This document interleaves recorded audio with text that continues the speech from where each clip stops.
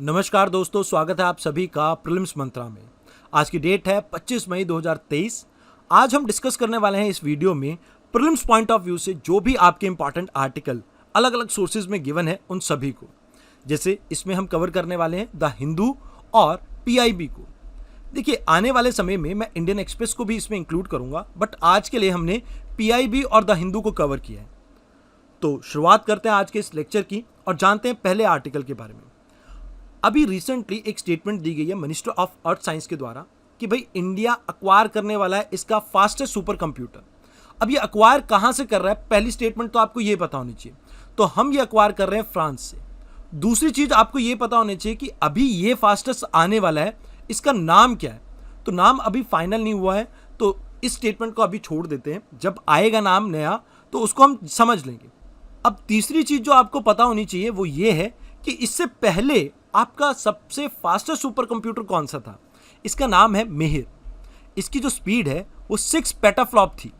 अभी जो हम ला रहे हैं, फ्रांस से ले रहे हैं, उसकी जो स्पीड है वो है 18 पेटाफ्लॉप। मतलब ऑलमोस्ट 3 टाइम ज़्यादा फास्ट है ये हमारे प्रीवियस सुपर कंप्यूटर से। जो मिहिर है वो इंडिजिनियसली बिल्ट है, सीडैक ने बनाया था, बट ये हम फ्रांस से लेके आ रहे हैं। अब यहाँ पर आपको पता होना चाहिए कि ये मिहिर लोकेटेड कहाँ पे है। तो आप एक इंस्टीट्यूशन का नाम याद रखना, IITM, that is Indian institute of tropical metrology, जो कि पुणे में है। यहाँ पर ये लोकेटेड है और ये क्या करता है, ये वेदर फोरकास्टिंग में हमारी हेल्प करता है। अब दूसरी चीज यहाँ पर आपको ये पता होना चाहिए कि भाई इसका यूज क्या होने वाला है नए सुपर कंप्यूटर का। तो आपको याद रखना है कि इसमें हम इसे भी वेदर फोरकास्टिंग के अंदर ही यूज करेंगे। अब ऐसा क्यों है कि हम वेदर फोरकास्टिंग के ऊपर इतना जोर शोर से तवज्जो दे रहे हैं। तो यहाँ पर आपको समझना होगा कि इसके पीछे कारण ये है कि भारत की मेजॉरिटी पॉपुलेशन एग्रीकल्चर के ऊपर डिपेंडेंट है और इसमें से भी मेजॉरिटी पॉपुलेशन रेनफॉल या मॉनसून डिपेंडेंट एग्रीकल्चर को प्रैक्टिस करती है। मतलब अगर बारिश कम आई तो इनके एग्रीकल्चर के ऊपर, खेतीबाड़ी के ऊपर नेगेटिव इम्पैक्ट आता है। तो इसी वजह से हम अपने फोरकास्टिंग को वेदर की और ज़्यादा दुरुस्त करना चाहते हैं।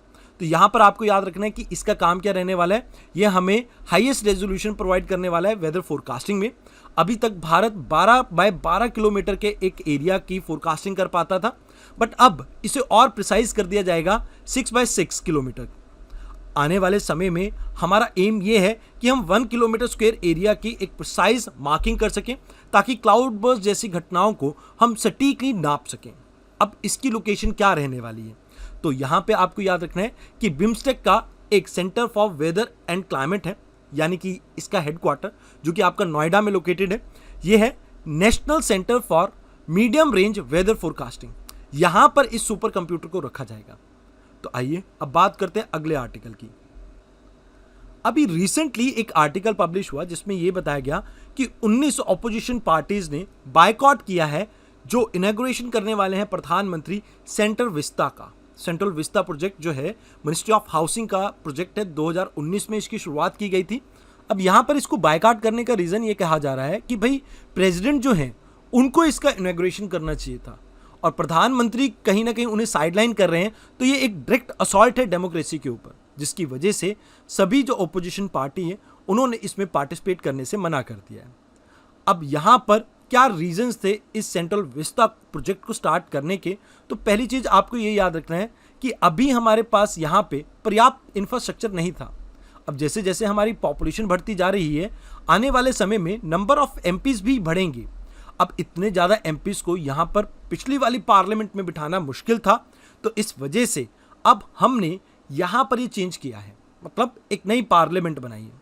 दूसरी चीज, ये जो स्ट्रक्चर है ये 1911 का बना हुआ है। इसकी हिस्ट्री कहती है कि जब किंग जॉर्ज 5 का दिल्ली दरबार लगा था। अब ये दिल्ली दरबार क्या था, जब कैपिटल आपकी शिफ्ट हुई थी कलकत्ता से दिल्ली, आपको पता होगा बंगाल पार्टीशन हुआ था 1905 में। उस समय कलकत्ता भारत की कैपिटल हुआ करती थी, बट यहाँ से जब आपका जो बंगाल पार्टीशन है नल एंड वाइड कर दिया गया था ब्रिटिशर्स के द्वारा, तो कलकत्ता से इन्होंने अपनी कैपिटल को चेंज करके दिल्ली ले गए थे ये। तो उस समय किंग जॉर्ज 5 की सेरेमनी थी, उनको लाइक किंग बनाया गया था। तो उस समय यहाँ पर इस एरिया को डेवलप किया गया था सेंट्रल विस्ता को, यानी 1911 की एक बिल्डिंग है, एक मॉन्यूमेंट है जो कि अपनी स्ट्रक्चरल लाइफ को पूरी कर चुकी है। अब वैसे भी ये स्ट्रक्चर काफ़ी कमज़ोर था, तो हमें उसकी जगह एक नया स्ट्रक्चर बनाना पड़ना ही था। अब आपके मन में एक डाउट आ रहा होगा कि इस पुराने स्ट्रक्चर को क्रिएट किसने किया था। तो आपको याद रखना है Edwin Lutyens and Herbert Baker, ये दो पर्सन थे। अब देखिए, एडविन लुटियन को तो आप जानते ही होंगे, क्योंकि कई बार दिल्ली के इस इलाके को लुटियन की दिल्ली भी बोला जाता है। इसके अलावा आर्किटेक्ट का काम निभाया है हर्बर्ट बेकर ने। यहाँ पर आपको याद रखना है कि प्रेजेंट जो आपका स्ट्रक्चर है, इसमें क्या क्या चीज़ें आती हैं। Parliament, Rashtrapati Bhavan, north and south Block, इसके अलावा India Gate and National Archives. और लास्ट में इसके सपोर्ट में एक बात और कही जाती है कि भाई हमने इसे इसलिए भी क्रिएट किया है सेंट्रल विस्ता प्रोजेक्ट को, क्योंकि अभी जो आपके अलग अलग डिपार्टमेंट हैं वो काफ़ी दूरी पे हैं, काफ़ी वास्ट एरिया में फैले हुए, तो जिसकी वजह से आपस में कोऑर्डिनेशन करना थोड़ा मुश्किल रहता है। तो यहाँ पर इस वजह से भी ये नए स्ट्रक्चर को क्रिएट करने की ज़रूरत पड़ी। अब यहाँ पर इसी से रिलेटेड एक और आर्टिकल भी है। इस आर्टिकल में बात की गई है सेनेगल के बारे में। अब क्या है ये, 1947 में जब भारत आज़ाद हुआ था और जब नेहरू जी ने अपनी फेमस स्पीच दी थी, उससे जस्ट पहले नेहरू जी को ये एक छड़ी सी दिख रही है आपको, ये दी गई थी। इसी को कहा जाता है सेनेगल। अब इसका महत्व क्या है, तो यहाँ पर आप समझिए कि ये ट्रांसफर ऑफ पावर को रिप्रेजेंट करता है।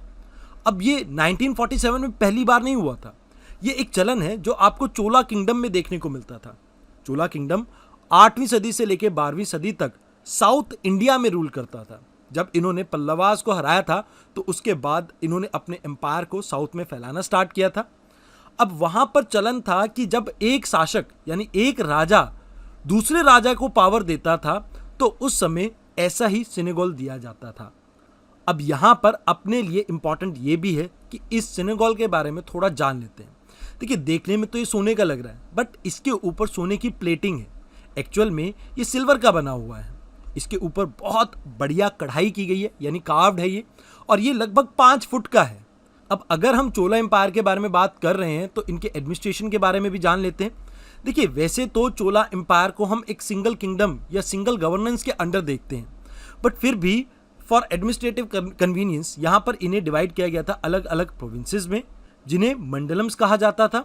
इसके अलावा इन्हें अलग अलग तहसील्स में भी डिवाइड किया गया था, जिन्हें नडूस कहा जाता था। इसके अलावा जो यहाँ पर विलेजेस देखने को मिलते थे, ये सभी आपके सेल्फ गवर्निंग यूनिट्स हुआ करते थे। इसके अलावा आर्किटेक्चर के बारे में बात करें तो यहाँ पर आपको द्रविडियन स्टाइल ऑफ टेम्पल्स का आप ये कह सकते हो प्राइम देखने को मिलता था। बृहदेश्वर टेम्पल या राजा राजेश्वर टेम्पल, ये दोनों ही इनके टाइम पे बहुत खूबसूरत टेम्पल बनाए गए थे। इसके अलावा स्कल्पचर्स के बारे में अगर बात की जाए तो नटराज, जहाँ पर आप शिवजी को तांडव करते हुए देखते हैं, उस पोस्चर में देखते हैं, ये एक इम्पॉर्टेंट ब्रास स्कल्पचर है इनका।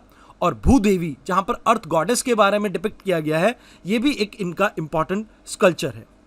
अब यहाँ पर आपको एक चीज़ याद रखनी है कि ये जो सेनेगल है, ये बेसिकली नेहरू जी को दिया गया था, तो उनकी मृत्यु उपरांत ये म्यूजियम में रख दिया गया था प्रयागराज में, जहाँ पर एक्चुअल में नेहरू जी का घर है।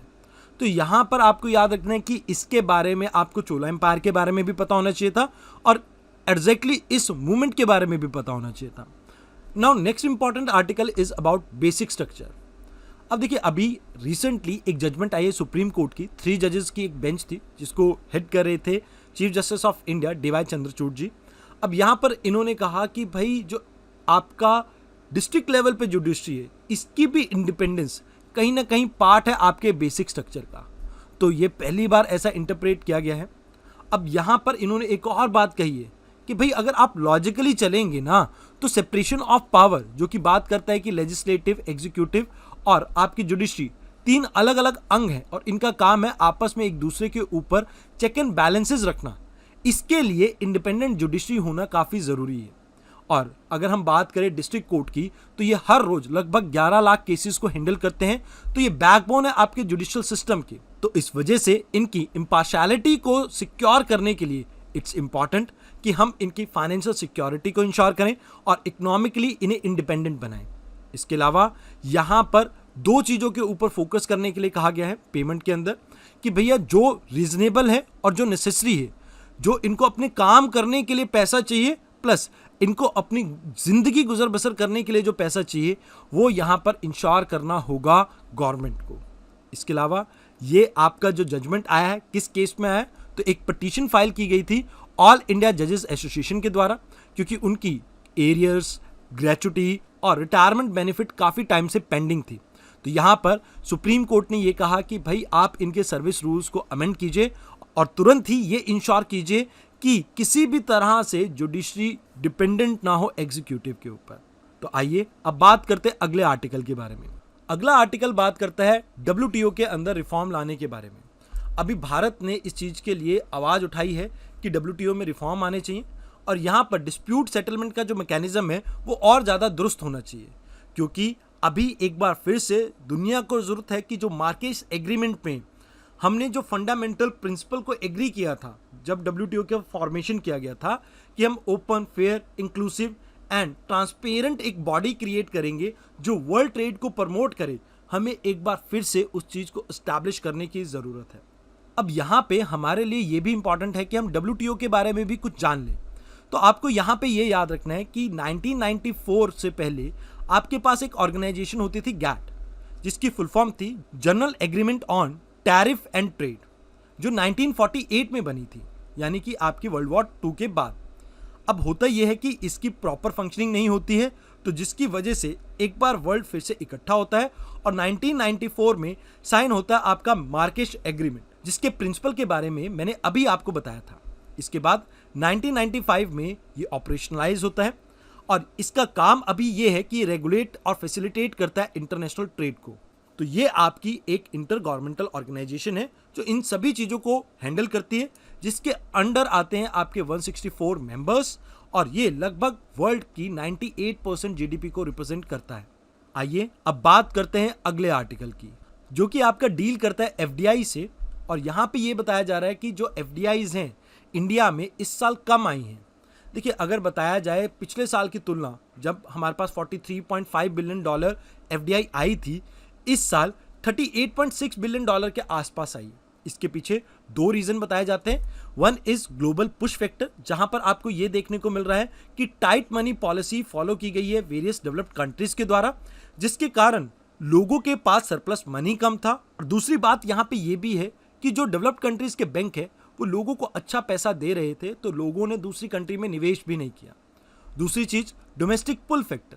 तो अभी आपको सप्लाई चेन में मेजर शिफ्ट देखने को मिल रहा है, बट ये मटीरियलाइज नहीं हो पाया है, तो जिसके कारण अभी भी लोगों के अंदर संशय है और इस वजह से भी FDI का फ्लो जो है वो कम रहा है। इसके अलावा इस साल का हाईएस्ट फॉल आपको देखने को मिला है सर्विस सेक्टर में। अब ये तो सिचुएशन अभी की हुई, लेकिन इस साल भी कुछ खास बदलने वाली नहीं है सिचुएशन। कहा जा रहा है कि आपको FDI के अंदर रीबाउंड देखने को मिलेगा लगभग 2024-25 में, तो लगभग 1 साल और वेट करना पड़ेगा हमें वापस से ट्रैक पे आने के लिए। अब यहाँ आपको एक डाउट हो सकता है कि FDI क्या होता है। अब मान लीजिए यहाँ पर एक कंपनी है ABC। इस ABC कंपनी के अंदर शेयर खरीदना चाहती है एप्पल कंपनी। अब एप्पल ये कहते हैं कि भाई आप मुझे अपने 51% स्टेक दे दीजिए, चलो 51 नहीं तो आप 26% मान लीजिए या 20% मान लीजिए, आप मेरे को 20% स्टेक दे दीजिए और इसके एवज में मैं आपको 10,000 करोड़ रुपए दूंगा। तो यहाँ पर ये जो 10,000 करोड़ डॉलर ये एप्पल कंपनी इस ABC कंपनी को दे रही है, बेसिकली इसी को कहा जाता है FDI, जहां पर एक मैनेजमेंट का पार्ट बन जाती है दूसरी कंपनी। तो इस आर्टिकल में इतना ही था। आइए अब देखते हैं अगले आर्टिकल को। इस आर्टिकल में बताया जाता है कि जो RBI के गवर्नर हैं, इन्होंने कहा कि भारत के अंदर इस साल GDP ग्रोथ ऑलमोस्ट 7% के आसपास रह सकता है। अब यूजुअली UPSC आपसे GDP के ट्रेंड के बारे में पूछ सकता है, इन्फ्लेशन के ट्रेंड के बारे में पूछ सकता है, तो इन सभी के बारे में यहाँ पे बात की गई है। अब आपको सबसे पहले तो ये पता होना चाहिए कि GDP से रिलेटेड डाटा आपका पब्लिश कौन करता है। तो आपको यहाँ पे याद रखना है नेशनल स्टैटिस्टिकल ऑफिस, ये आपके GDP से रिलेटेड डाटा पब्लिश करता है। अभी अगले वीक में इसके बारे में डाटा पब्लिश किया जाएगा। अभी एक्सपेक्ट ये किया जा रहा है कि भारत की जो GDP है वो 7% से ग्रो की है। ऐसा RBI इसलिए कह रहा है क्योंकि ऑलमोस्ट 70% जो आपके हाई फ्रीक्वेंसी इंडिकेटर्स हैं, इसमें भारत ने काफ़ी अच्छा किया है, काफ़ी ग्रोथ मोमेंटम देखने को मिल रहा था। इसके अलावा 2023-24 के लिए हम ये एक्सपेक्ट कर रहे हैं कि भारतीय इकॉनमी ऑलमोस्ट 6.5% से ग्रो करेगा, जो कि IMF के द्वारा दिए गए आंकड़े से काफ़ी बेहतर है, जिन्होंने भारत की GDP ग्रोथ को 5.9 के आसपास रखा है। अब इसके पीछे कारण ये बताए जा रहे हैं कि इस साल मानसून अच्छा रहने वाला है, जिससे एग्रीकल्चर की पैदावार काफ़ी ठीक रहेगी। इसके अलावा सर्विस का एक्सपोर्ट आने वाले समय में बढ़ेगा और इसके कारण भी आपको भारत की जो ग्रोथ है वो काफ़ी अच्छी होती हुई दिखेगी। इसके अलावा नॉन परफॉर्मिंग एसेट्स के अंदर फर्दर आपको डिप देखने को मिलेगा। अभी नॉन परफॉर्मिंग एसेट्स क्या होते हैं? जैसे मान लीजिए किसी ने लोन लिया, मान लीजिए विजय माल्या ने लोन लिया, अब 90 दिनों तक अगर विजय माल्या अपने लोन को वापस नहीं करता है, ना ही उसके ऊपर इंटरेस्ट चुकाता है, तो इसे कहा जाता है NPA यानी नॉन परफॉर्मिंग एसेट्स। तो इसका कम होना यानी इकॉनमी के लिए अच्छे संकेत हैं। इसके अलावा इन्फ्लेशन भी मॉडरेट रही है रिसेंट टाइम में और आने वाले समय में ये और ज़्यादा डिप कर सकती है। तो ये भी भारत की इकॉनमी के लिए अच्छे साइन हैं, जहां से आप ये देख सकते हैं कि भारत की इकॉनमी रिकवर कर सकती है। अब इन्फ्लेशन क्या होता है इसके बारे में आप समझ लीजिए। जब भी आपको किसी भी प्रोडक्ट के जनरल प्राइस में कुछ राइज देखने को मिलता है, इसे कहा जाता है इन्फ्लेशन। एग्जाम्पल के तौर पे इस साल सेब की कीमत मान लीजिए 120 रुपये है और पिछले साल इस सेब की कीमत थी 100 रुपये। तो ये 20 रुपये जो आपको इंक्रीज हुए दिखते हैं, यही इन्फ्लेशन कहलाता है, क्योंकि इस सेब की किसी भी क्वालिटी में कोई भी फर्क नहीं था, मात्र इन्फ्लेशन के कारण इसका प्राइस बढ़ा है। इसके अलावा GDP की भी आपको डेफिनेशन पता होनी चाहिए। जितनी भी गुड्स एंड सर्विसेज एक साल में एक देश के अंदर या एक जोग्राफिकल टेरिटरी के अंदर प्रोड्यूस की जाती है, इसे कहा जाता है GDP। ये मॉनेटरी वैल्यू की टर्म में नोट डाउन की जाती है। फॉर एग्जाम्पल मान लीजिए एक इकॉनमी है जिसमें 100 पेन बनते हैं और उसमें हर पेन की कीमत है 10 रुपये, तो इसकी जो कंट्री की GDP है वो है 1000 रुपये। तो इस आर्टिकल में इतना ही था। आइए अब बात करते हैं अगले आर्टिकल की। इस आर्टिकल में बात की गई है NHRC के बारे में, जिसको एक्रीडेशन नहीं दिया गया है global alliance of national human right institution के द्वारा। अब सबसे पहले हम NHRC के बारे में कुछ चीज़ें जान लेते हैं, फिर हम रीजंस जानने की कोशिश करेंगे कि क्यों ये एक्रीडेशन नहीं मिला। तो सबसे पहली चीज़ यहाँ पर आपको याद रखनी है कि ये एक स्टैट्यूटरी बॉडी है, मतलब इसके पीछे कोई कानून होगा। Protection of human right act 1993 के अंडर ये ऑर्गेनाइजेशन आपकी बनी थी।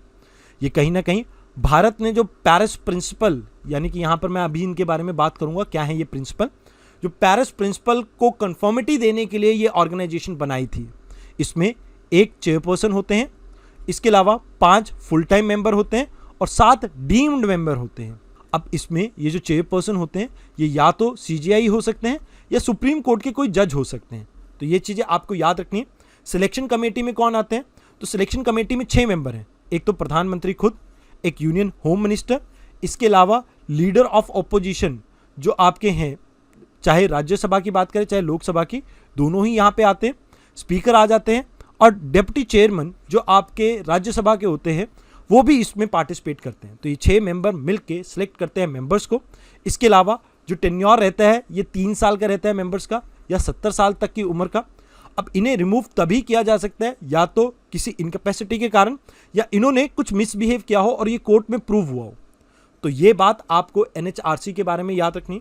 अब बात की जाए पेरिस प्रिंसिपल्स की, तो यहाँ पर यह कहा जाता है कि भाई अगर आप नेशनल ह्यूमन राइट कमीशन किसी कंट्री में बनाते हैं तो उसको कुछ ना कुछ मैंडेट यानी पावर देनी चाहिए, कॉम्पिटेंसी देनी चाहिए, जिसके अकॉर्डिंगली वो ह्यूमन राइट वायलेशन के केसेस को सॉर्ट आउट कर सके। इसके अलावा उन्हें ऑटोनॉमी देनी चाहिए किसी भी तरह से, जैसे फाइनेंशियल टर्म्स में या उनकी प्रमोशन या किसी भी तरह से वो डिपेंडेंट नहीं होनी चाहिए लेजिस्लेटिव, एग्जीक्यूटिव और जुडिशरी के ऊपर। इसके अलावा यहाँ पे ये भी कहा जाता है कि आपको ये इंश्योर करना होगा कि ये इंडिपेंडेंट रहें। इसके लिए चाहे आप कोई कानूनी प्रावधान बनाएं या कॉन्स्टिट्यूशन में जगह बनाएं। और साथ के साथ इसमें यह भी कहा गया था कि आप as far as possible diverse staff को लेके आइए या वेरियस सेक्शन ऑफ सोसाइटी को यहाँ पर रिप्रेजेंटेशन दीजिए। इसके अलावा यहाँ पर इन्हें पर्याप्त रिसोर्सेज देने की बात की जाती है, चाहे आप मैन पावर की बात करें चाहे आप फंड्स की बात करें, सभी तरीके से इन्हें पर्याप्त रिसोर्स देने की जरूरत है और पर्याप्त पावर भी। अब यहाँ पर भारत को ये एक्रेडिटेशन ना देने का कारण ये था कि अभी भी आपको NHRC में पॉलिटिकल इंटरफेरेंस देखने को मिलती है अपॉइंटमेंट के दौरान। इसके अलावा पुलिस का जो इस्तेमाल किया जाता है जब भी ह्यूमन राइट के वायलेशन होते हैं उन केसेस में, ये भी गलत है और इसकी वजह से भी भारत के ऊपर काफ़ी सवालिया निशान उठे। इसके अलावा सिविल सोसाइटी का यहाँ पर कॉपरेशन नहीं देखने को मिलता है आपको NHRC के साथ, और ये बहुत ज़्यादा अंडरस्टाफ्ड है जिसके कारण ये अपनी इंक्वायरीज खुद से कंडक्ट नहीं कर पाते हैं। इसके अलावा यहाँ पर मार्जिनल ग्रुप्स जो हैं, चाहे वुमेन की बात करें, SC ST की बात करें, उनको पर्याप्त प्रोटेक्शन नहीं मिली हुई है। तो इन बेसिस पे भारत को एक्रेडिटेशन नहीं दी गई है। अब जो लास्ट आर्टिकल है इसमें आपने कुछ ज़्यादा नहीं करना है, आपने सिर्फ इतना करना है कि जब भी आपको वुमेन से रिलेटेड किसी आर्टिकल में कोई एग्जाम्पल देना हो तो आपने तरिणी का एग्जाम्पल देना है। ये तरिणी है क्या? ये बेसिकली आपकी एक नेवल शिप है जो कि ट्रांस ओशन इंटरकॉन्टिनेंटल जर्नी करके आई है, लगभग 188 डेज की, लगभग 17,000 नॉटिकल माइल के डिस्टेंस ट्रेवल करके आई है। और इसमें 6 क्रू मेंबर थे और 6 महिला। तो हो सकता है कि आपको किसी छोटी मोटी स्टेट सर्विसेज के एग्जाम में ये पूछ लिया जाए तरिणी के बारे में, बट उसके अलावा जब भी आपने वुमेन एम्पावरमेंट के बारे में एग्जाम्पल देना हो तो एग्जाम में आप इसका इस्तेमाल कर सकते हैं। आई होप आपको आज की डिस्कशन अच्छी लगी हो। धन्यवाद। अगले डिस्कशन के साथ कल मिलते हैं जल्दी।